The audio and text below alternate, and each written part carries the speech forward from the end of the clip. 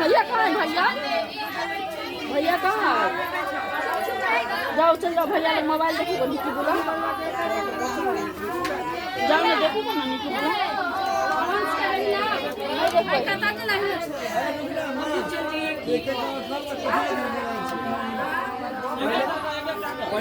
चल गए चावला तो वो तो प्लेटफॉर्म पर रहे थे जाना था चल गए के काम पे ना ओकरा लेबा दे कूलर के नीचे ले मृग छाल रे बारुआ कान मुझ कडोरी मृग छाल रे बारुआ कान मुझ कडोरी झोराने ने ठार छथे जोराने ने ठार छथे बारुआ आंगन है जोराने ने ठार छथे बारुआ आंगन है कहाँ गेल की ये बेली आमा आह सोहागिन है कहाँ गेल की ये बेली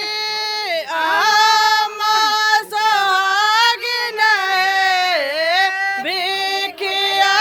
रदिया आमा बिखिया रदिया आमा हम छियै ठार बिखिया रदिया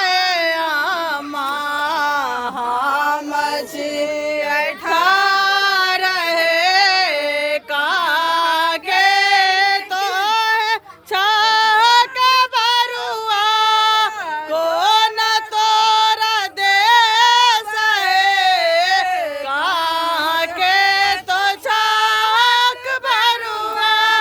कोन तोरा देश है कि एथी का नाम तो है कि एथी का नाम तो है हरा काक तो है जाए काक नाम तो हरा कहाँ तो है जाए हम छियै पुत्र के अंश हमर नाम है हम छियै पुत्र के वंश हमर नाम है मिथिला देश हमर मिथिला देश हमारा आंगना में ठाड़ है मिथिला देश हमारा आंगना में ठाड़ है आचरा के झापी झापी देलन भीख है आचरा के झापी झापी देलन भीख है गाल बीच चैन